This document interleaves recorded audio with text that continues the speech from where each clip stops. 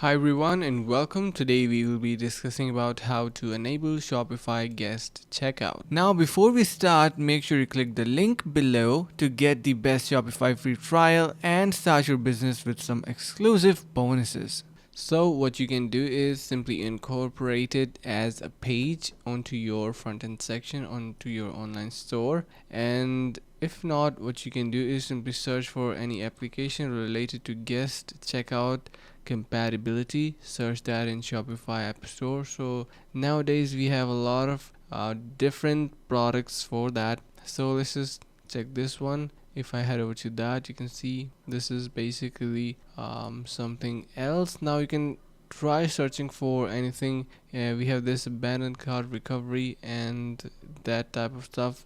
So some of these are going to provide you actually some guest checkout features. So you can also head over to your pages and try to create an anonymous checkout option as well. So yeah, that's how you actually do it. And hope this video was helpful. Finally, make sure to click the link in the description below to take advantage of our exclusive Shopify free trial to start your business right away.